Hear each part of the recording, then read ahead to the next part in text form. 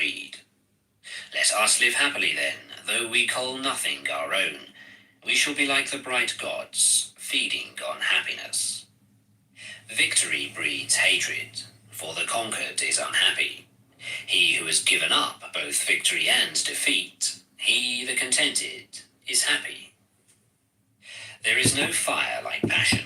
There is no losing throw like hatred. There is no pain like this body. There is no happiness higher than rest. Hunger is the worst of diseases, the body the greatest of pains. If one knows this truly, that is nirvana, the highest happiness. Health is the greatest of gifts, contentedness the best riches. Trust is the best of relationships, nirvana the highest happiness. He who has tasted the sweetness of solitude and tranquility is free from fear and free from sin, while he tastes the sweetness of drinking in the law. The sight of the elect, Ariya, is good. To live with them is always happiness. If a man does not see fools, he will be truly happy. He who walks in the company of fools suffers a long way. Company with fools, as with an enemy, is always painful. Company with the wise is pleasure, like meeting with kinsfolk. Therefore, one ought to follow the wise, the intelligent, the learned, the much enduring, the dutiful, the elect. One ought to follow a good and wise man, as the moon follows the path of the stars. Chapter 60. Pleasure. He who gives himself to vanity and does not give himself to meditation, forgetting the real aim of life and grasping at pleasure, will in time envy him who has exerted himself in meditation. Let no man ever look for what is pleasant or what is unpleasant. Not to see what is pleasant is pain, and it is pain to see what is unpleasant. Let, therefore, no man love anything. Loss of the beloved is evil.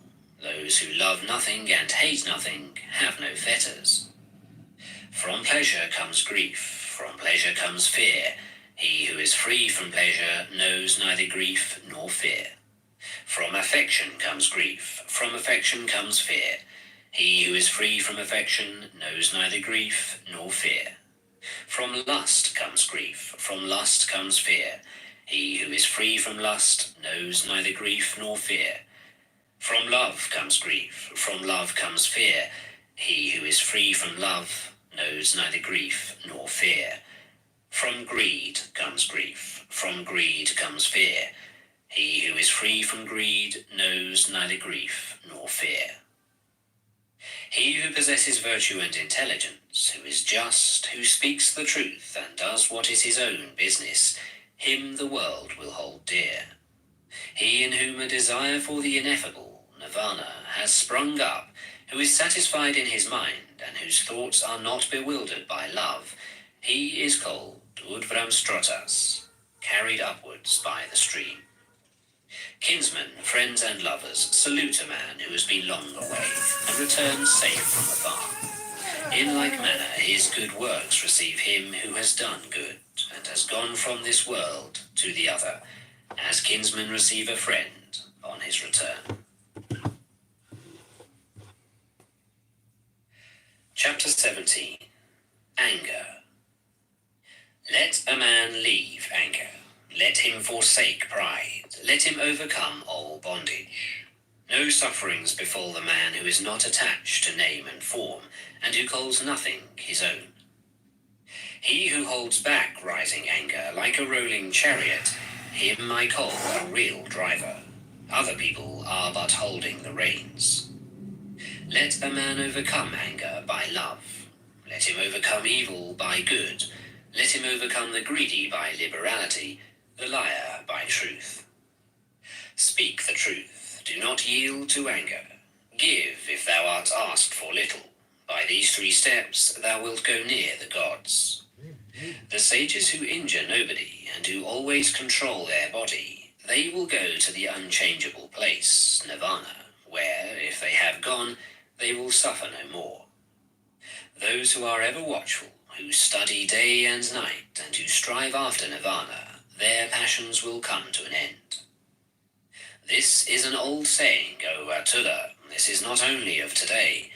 They blame him who sits silent, they blame him who speaks much, they also blame him who says little. There is no one on earth who is not blamed. There never was, there never will be, nor is there now, a man who is always blamed, or a man who is always praised. But he whom those who discriminate praise continually day after day, as without blemish, wise, rich in knowledge and virtue, who would dare to blame him? Like a coin made of gold from the Gambu River. Even the gods praise him. He is praised even by Brahman. Beware bodily anger, and control thy body. Leave the sins of the body, and with thy body practice virtue. Beware of the anger of the tongue, and control thy tongue. Leave the sins of the tongue, and practice virtue with thy tongue. Beware of the anger of the mind, and control thy mind. Leave the sins of the mind, and practice virtue with thy mind. The wise who control their body, who control their tongue, who control their mind, are indeed well controlled. Chapter 18. Impurity. Thou art now like a sear leaf. The messengers of death, Yama, have come near to thee. Thou standest at the door of thy departure, and thou hast no provision for thy journey. Make thyself an island, work hard, be wise. When thy impurities are blown away, and thou art free from guilt, thou wilt enter into the heavenly world of the elect, Ariya. Thy life has come to an end, thou art near to death. There is no resting place for thee on the road, and thou hast no provision for thy journey. Make thyself an island, work hard, be wise. When thy impurities are blown away, and thou art free from guilt, thou wilt not enter again into birth and decay. Let a wise man blow off the impurities of self, as a smith blows off the impurities of silver one by one, little by little, and from time to time. As the impurity which springs from the iron, when it springs from it, destroys it, thus do a transgressor's own works lead him to the evil path. The taint of prayers is non-repetition. The taint of houses, non-repair. The taint of the body is sloth. The taint of a watchman, thoughtlessness. Bad conduct is the taint of woman. Greediness, the taint of a benefactor. Tainted are all evil ways in this world and in the next. But there is a taint worse than all taints. Ignorance is the greatest taint. O mendicants, throw off that taint and become taintless. Life is easy to live for a man who is without shame, a crow hero, a mischief maker, an insulting, bold, and wretched fellow. But life is hard to live for a modest man who always looks for what is pure, who is disinterested, quiet, spotless, and intelligent. He who destroys life, who speaks untruth, who in this world takes what is not given him, who goes to another man's wife, and the man who gives himself to drinking intoxicating liquors, he, even in this world, digs up his own root. O man, know this, that the unrestrained are in a bad state. Take care that greediness and vice do not bring thee to grief for a long time. The world gives according to their faith or according to their pleasure. If a man frets about the food and the drink given to others, he will find no rest either by day or by night. He in whom that feeling is destroyed and taken out with the very root finds rest by day and by night. There is no fire like passion. There is no shark like hatred. There is no snare like folly. There is no torrent like greed. The fault of others is easily perceived, but that of oneself is difficult to perceive.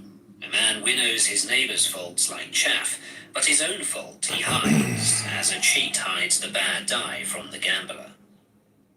If a man looks after the faults of others and is always inclined to be offended, his own passions will grow, and he is far from the destruction of passions. There is no path through the air. A man is not a samana by outward acts. The world delights in vanity. The Tathagatas, the Buddhas, are free from vanity. There is no path through the air. A man is not a samana by outward acts. No creatures are eternal, but the awakened Buddha are never shaken. Chapter 19. The Just. A man is not just if he carries a matter by violence.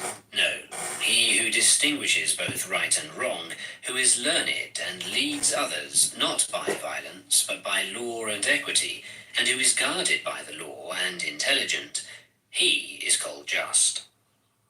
A man is not learned because he talks much. He who is patient, free from hatred and fear, he is learned. A man is not a supporter of the law because he talks much. Even if a man has learnt little but sees the law bodily, he is a supporter of the law, a man who never neglects the law.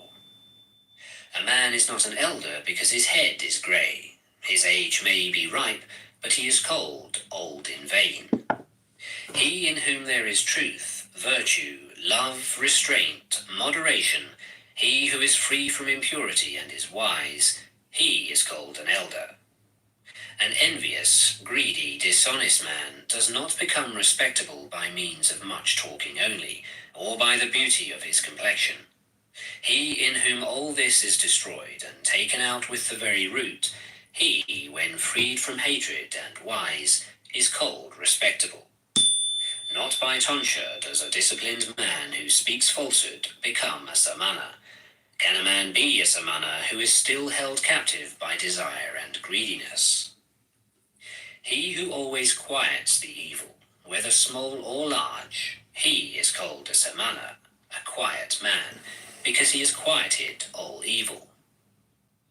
A man is not a mendicant, bhikshu, simply because he asks others for alms. He who adopts the whole law is a bhikshu, not he who only begs. He who is above good and evil, who is chaste, who with knowledge passes through the world, he indeed is called a bhikshu. A man is not a muni because he observes silence if he is foolish and ignorant, but the wise who, taking the balance, chooses the good and avoids the evil, he is a muni, and is a muni thereby. He who in this world weighs both sides is called a muni. A man is not an elect, Ariya, because he injures living creatures. Because he has pity on all living creatures, thereby is a man called Ariya. Not only by discipline and vows, not only by much learning, not by entering into a trance, not by sleeping alone, do I earn the happiness of release which no worldling can know. Bhikshu, be not confident as long as thou hast not attained the extinction of desires. Chapter 20. The Way. The best of ways is the eightfold. The best of truths is the 4 words. The best of virtues, passionlessness. The best of men, he who has eyes to see. This is the way. There is no other that leads to the purifying of intelligence. Go on this way. Everything else is the deceit of Mara, the tempter. If you go on this way, you will make an end of pain. The way was preached by me when I had understood the removal of the thorns in the flesh. You yourself must make an effort. The Tathagatas, Buddhas, are only preachers. The thoughtful who enter the way are freed from the bondage of Mara. All created things perish. He who knows and sees this becomes passive in pain.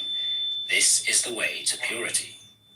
All created things are grief and pain. He who knows and sees this becomes passive in pain. This is the way that leads to purity. All forms are unreal. He who knows and sees this becomes passive in pain. This is the way that leads to purity.